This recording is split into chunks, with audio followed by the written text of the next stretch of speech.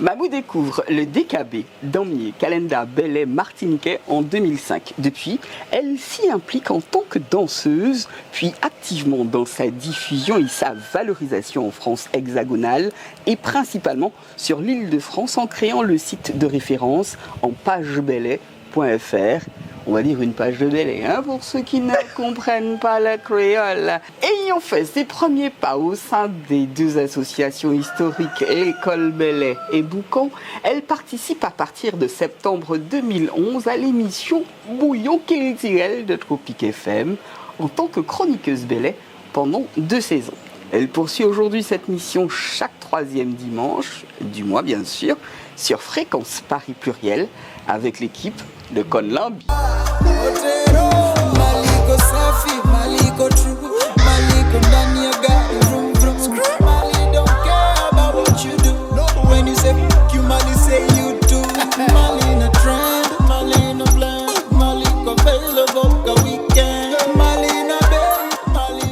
Bonjour à tous, bienvenue dans Devenus à nous spécial. Aujourd'hui, je suis, on va dire, heureuse, contente de recevoir une jeune femme qui est souriante et ça nous fait du bien. Bonjour Mamou. Bonjour Canel.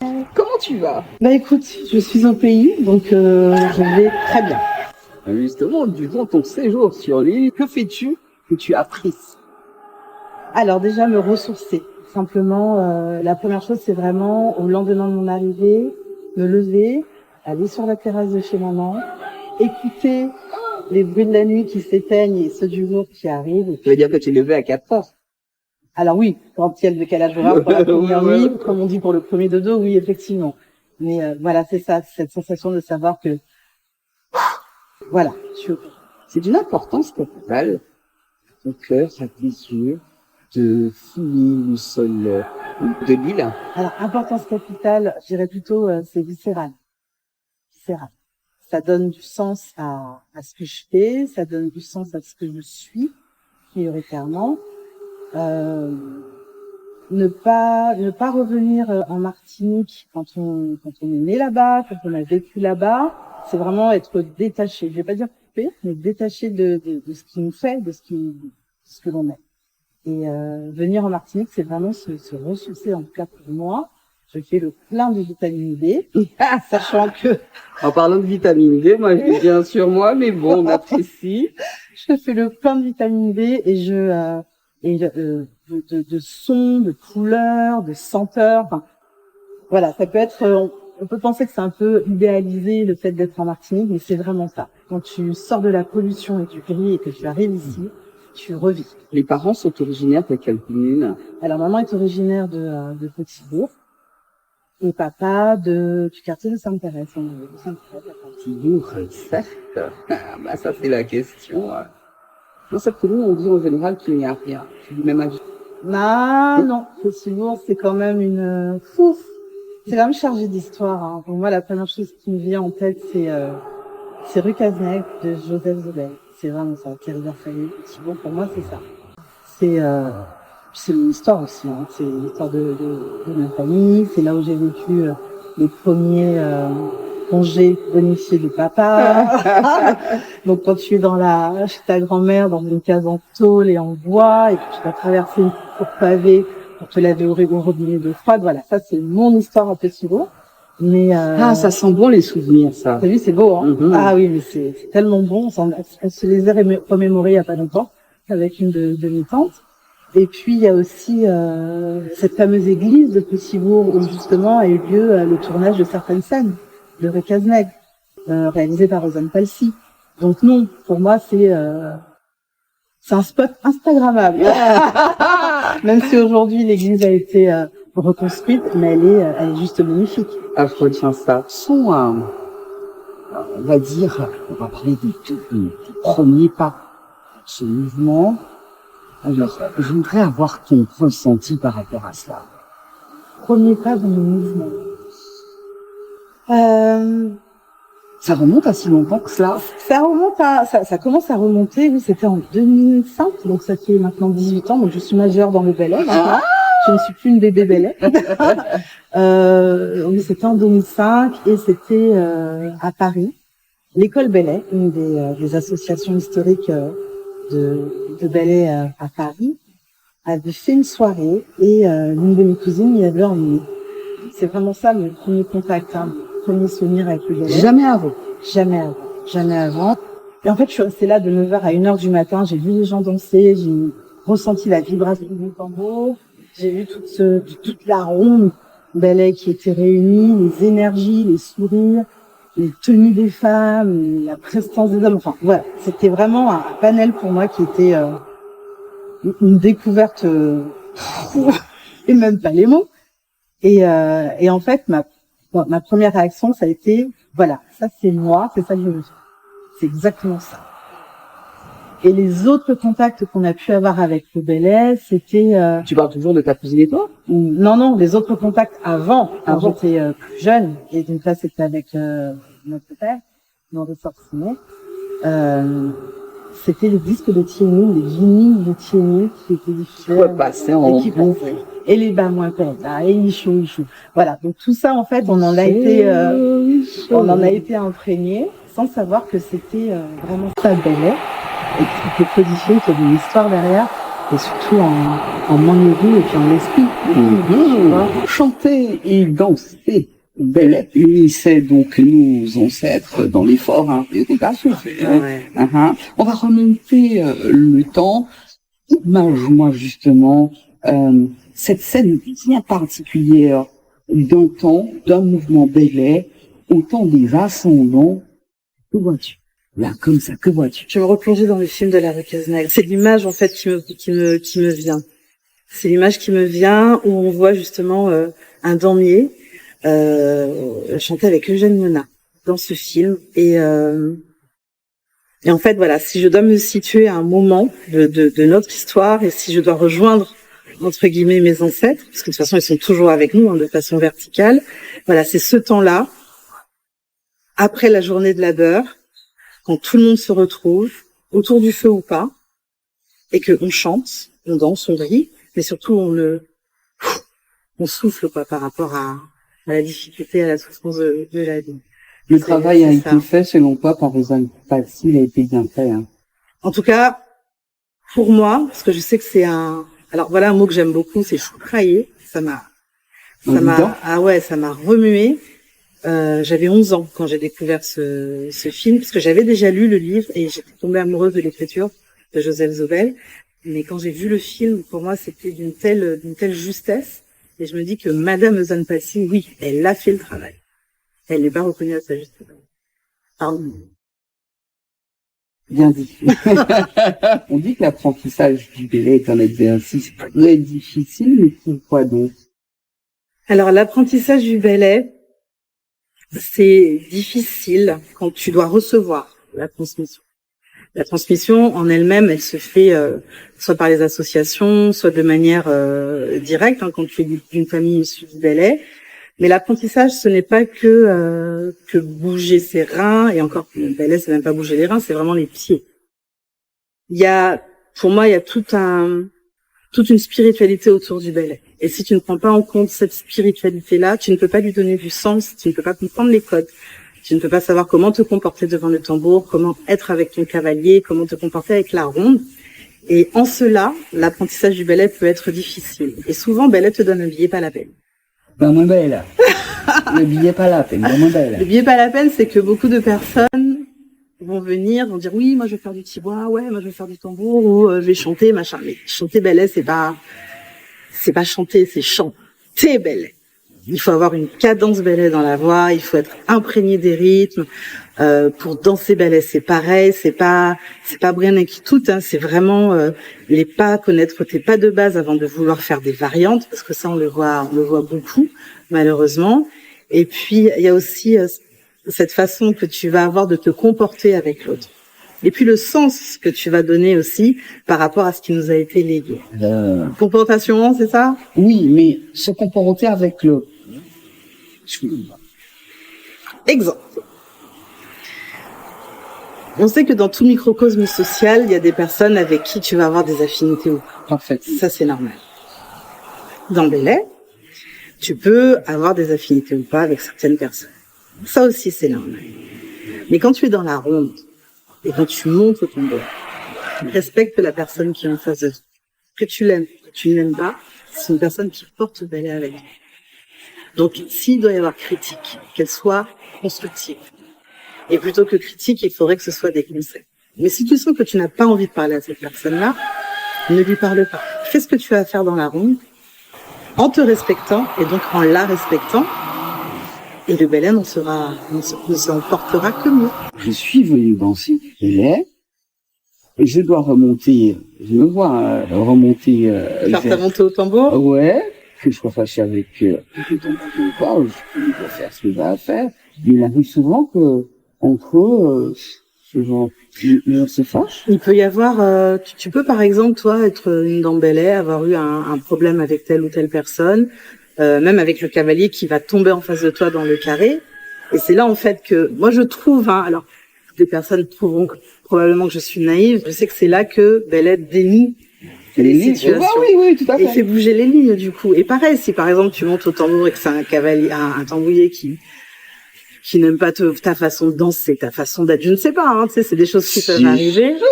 Mais une fois que tu es dans Belay, tout ça, pour moi, ça vole en éclats, quoi. Fort heureusement. Oui. Ah oui. Si tu mets une mauvaise énergie dedans, de toute façon, après, tu te prends un aller-retour, Déjà, comprends mieux. Pas l'arrivée. On a souvent tendance à ne plus aller vers l'autre pour pouvoir, débroussailler tout ce qui est la vie de tous les jours, quoi. Mais oui. Et moi je me dis que justement le ballet nous offre cette opportunité d'être ensemble, de porter quelque chose de fort, quelque chose qui est plus grand que nous, et que c'est pas des dissensions intestines ou des problèmes d'ego qui doivent justement mettre tout ce travail là foutre ça en l'air, réduire ça à néant, quoi. Mamou, y a-t-il une empreinte particulière à chacune de tes chorégraphies? Chorégraphie, il n'y a pas de chorégraphie vraiment. On ne peut pas parler de chorégraphie en soi parce que alors il y en a qui vont te dire qu'effectivement c'est chorégraphié parce que c'est encadré, parce que voilà, t'as le Belia qui va, la montée au tambour ne sera pas la même que pour les autres ballets, que la calenda c'est vraiment un solo en face du tambour. Mais si on doit parler de rythme plutôt, je sais que ce qui me fait vraiment vibrer, c'est le grand ballet. C'est ce rapport à la terre, ce rapport au sol, et puis tu vois, c'est un rythme à 3 temps, tac, tac, tac, tac, tac, tac, ça là. Et quand ton tambouiller joue et que tes pieds, bref, tu vois. Ah moi j'ai des trucs, j'arrive même pas à l'expliquer. Donc moi vraiment le grand ballet, c'est ma danse de prédilection, c'est la danse j'ai souffert pendant 10 ans pour pouvoir la danser. Je ne dis pas que je la maîtrise, mais pour pouvoir la danser. Et aujourd'hui quand il y a un grand ballet qui passe, je m'exprime, quoi. Je m'ouvre. Durant ton séjour, tu es en vacances, tu as pu t'exprimer? Oui. Alors, Christian Vallée-Jouet et Sonia Marc ont organisé donc la soirée de Sakitanou, leur soirée annuelle. Et Sonia Marc, c'est ma marraine ballet. Je le répète à tout va. Donc, Sonia Marc, c'est ma marraine ballet. Et c'est une dame que j'admire particulièrement par son endurance et sa ténacité. Et puis aussi cette droiture et cette justesse qu'elle a dans son comportement, dans la ronde ballet et dans la vie en général. Puis cette voix aussi qu'elle a, qui est très particulière pour, je trouve pour une femme, tu vois, elle a vraiment cette voix ballet éraillée. Moi, je suis admirative, donc je suis absolument aucune objectivité avec elle.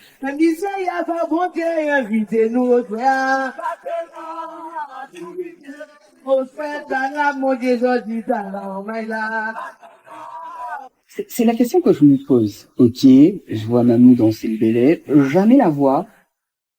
J'ai essayé. Oui, non, j'ai essayé. Je n'ai pas la première à me poser la question. Je pense qu'il y a un travail à faire avant que je puisse me lancer derrière un micro et faire la voix ballet.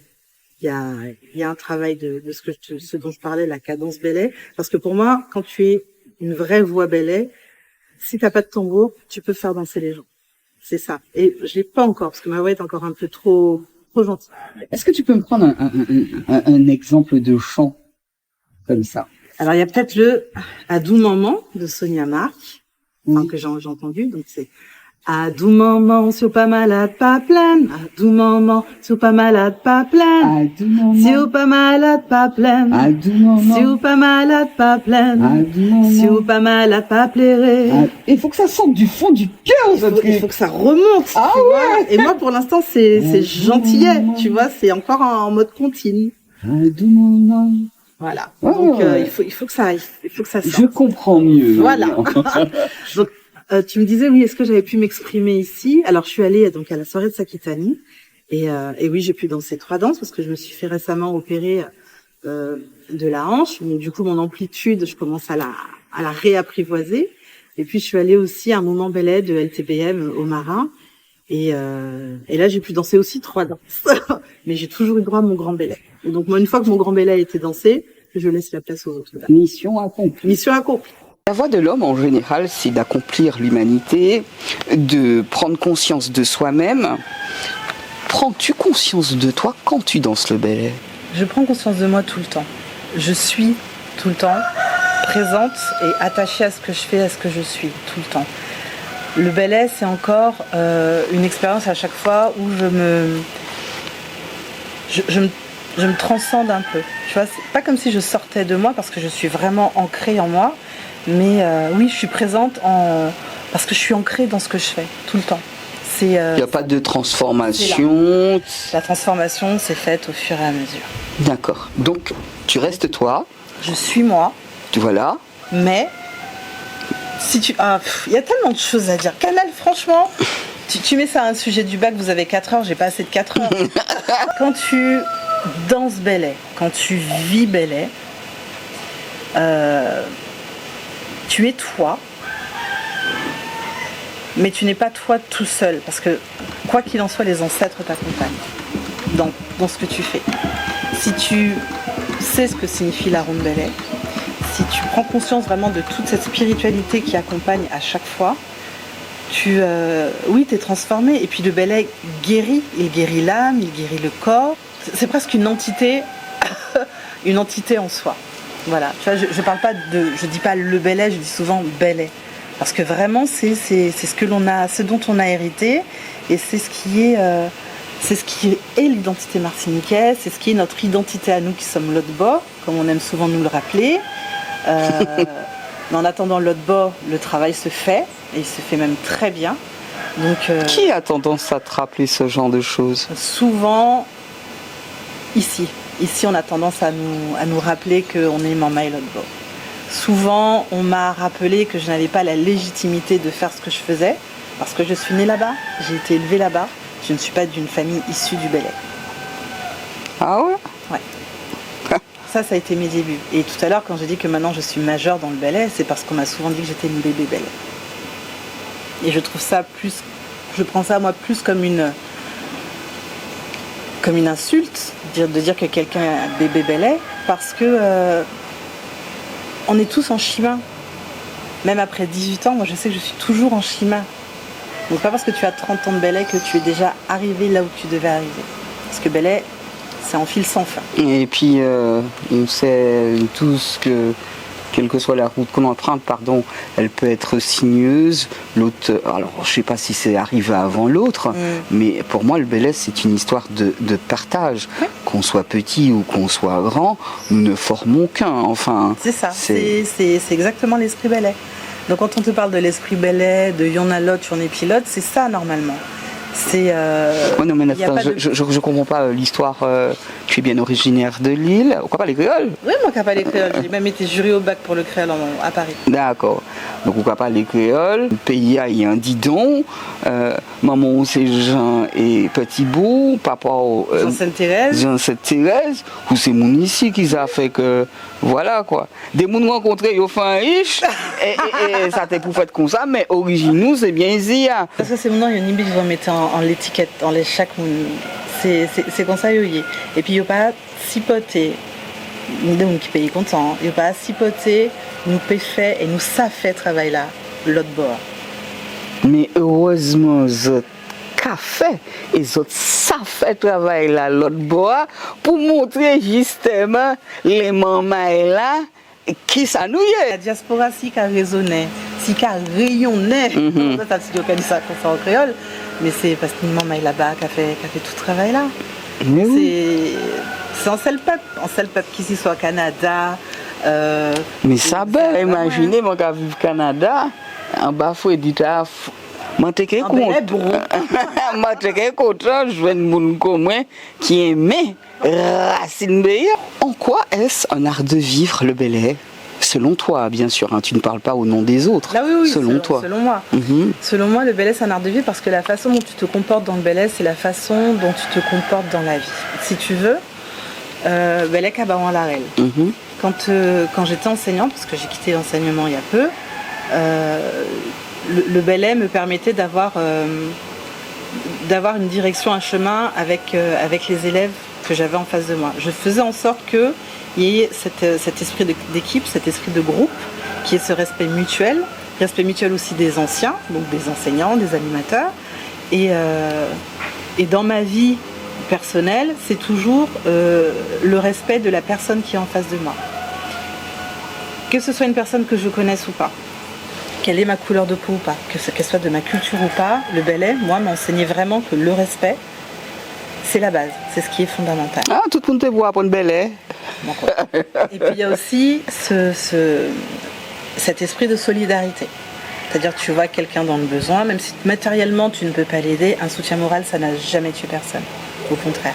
Être attentif, véatif à ce que l'autre peut vivre, tout en ne s'oubliant pas soi-même, parce que si toi tu ne vas pas bien et que tu viens en aide à l'autre, c'est fini, c'est contre-productif.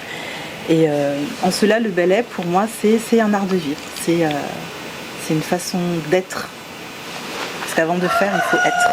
Mamo, avec mon plus beau sourire, je sais qu'il y a différentes déclinaisons du Bel Air. Selon toi, peut-on aller vers une nouvelle conception du Bel Air? Mais je pense qu'on y est déjà, en fait, dans cette nouvelle conception du Bel Air, avec toute la créativité qui se fait autour de la musique Bel Air. Moi, le premier exemple qui me vient en tête, c'est Monsieur Edmond Mondésir, avec Bel Air Nous, et ce concept de mettre des instruments harmoniques dans le Bel Air. Et ensuite, tu as d'autres déclinaisons, comme le Bel Air Boom Bap, défendu par Boogie Fla. Tu as aussi les accents reggae d'Aïssas Majumba. Tu vois, ce sont des déclinaisons, mais qui restent toujours caribéennes. Et c'est ça qui est important. C'est parce que c'est en fonction de l'environnement que les choses se font. Et le Bel Air y est imprégné, il est bien présent et il n'est pas du tout galvaudé. Donc pour moi, on y est déjà en fait dans ce mouvement dans cette nouvelle conception. Mamou, qu'est-ce que Empage Bel Air? Empage Bel Air, c'est une longue aventure. Alors Empage Bel Air, déjà le nom, et je le souligne très souvent, c'est Monsieur Henri Bapin qui m'a inspiré le nom Empage Bel Air. C'est une chronique dans une émission. Donc avant j'étais sur Tropic FM pendant 2 saisons, maintenant je suis sur FPP, Fréquence Paris Pluriel, sur la bande FM francilienne, dans l'émission Con Lambi. Et Empage Bel Air, c'est recevoir les associations, recevoir nos artistes, qu'ils soient martiniquais ou pas. Ça peut être aussi des auteurs, ça peut être des plasticiens, des danseurs, des personnes qui sont dans l'artisanat. C'est vraiment montrer ce qu'il y a de beau dans notre culture, mais toujours avec ce focus Bel Air, sans oublier ce que j'appelle la REL Bel Air, donc des petites capsules qui expliquent les codes dans le Bel Air, et puis l'histoire de la Martinique, parce que l'histoire de la Martinique et le Bel Air pour moi sont indissociables.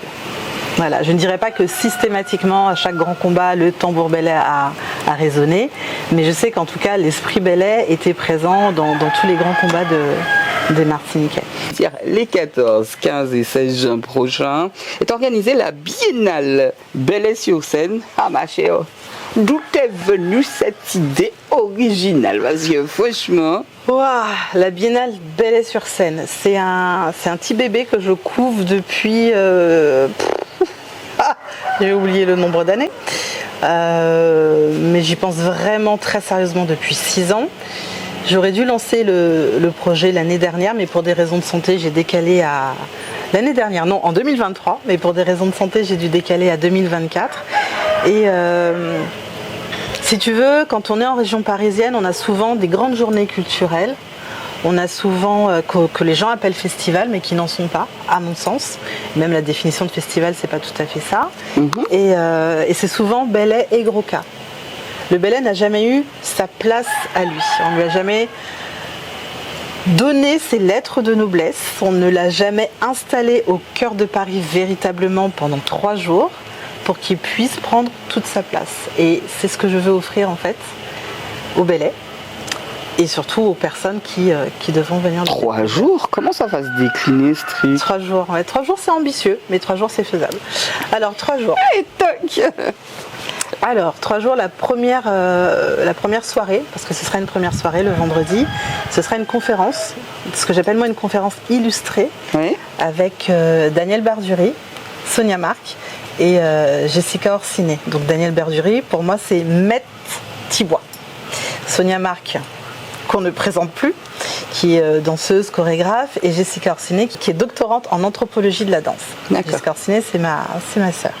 Donc c'est elle qui sera la modératrice de ce débat, de cette conférence dansée. Ce ne sera pas un débat, il y aura des échanges probablement avec le public. Tout dépend de la dynamique qui va s'installer, mais l'idée c'est vraiment qu'il puisse avoir une interaction entre le public et les intervenants.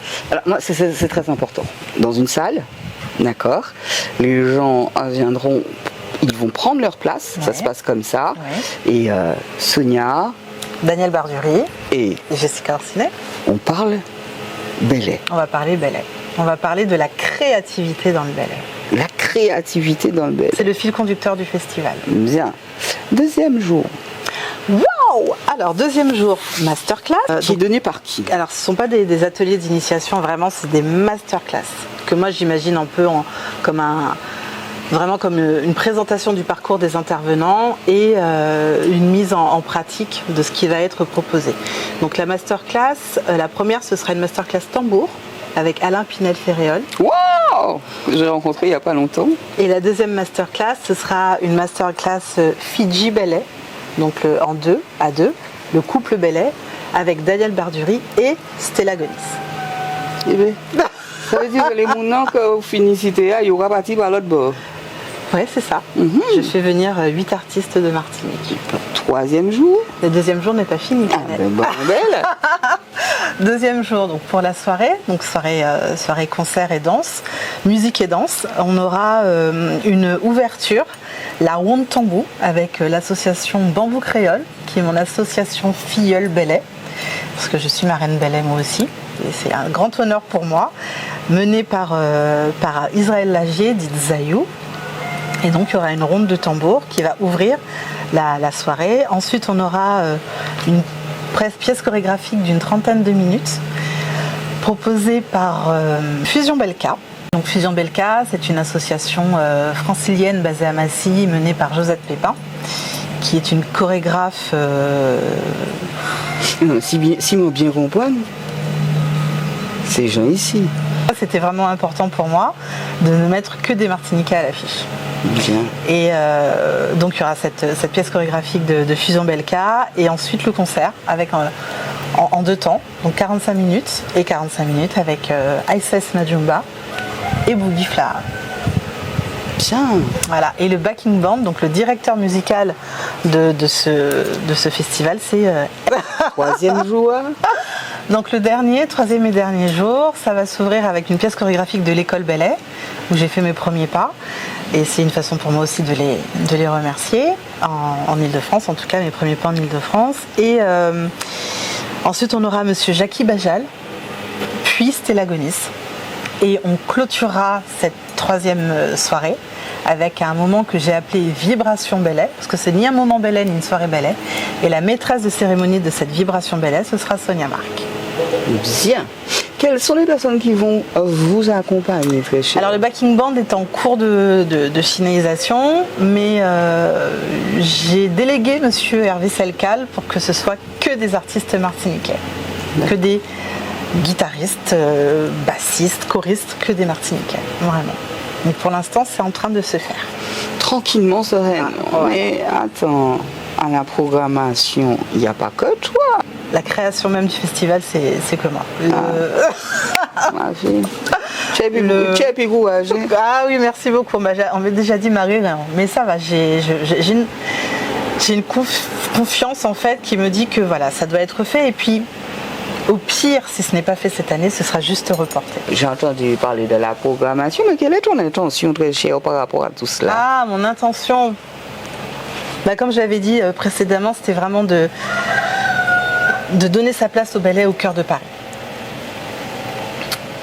De faire en sorte que le public francilien connaisse cette culture, en tout cas la découvre et la connaisse, de faire en sorte que les Martiniquais, et même ce qu'on appelle entre guillemets, mais gros guillemets, les ultramarins, se rendent compte que oui, on peut faire des choses avec les exigences de ce milieu artistique, en respectant le cahier des charges d'un festival, on peut le faire pour le ballet. Parce que déjà, il le mérite. Et que ça ne s'est jamais fait. Ouais, c'est surtout ça. Et moi, l'intention, c'est vraiment de montrer que oui, on peut le faire, on doit le faire.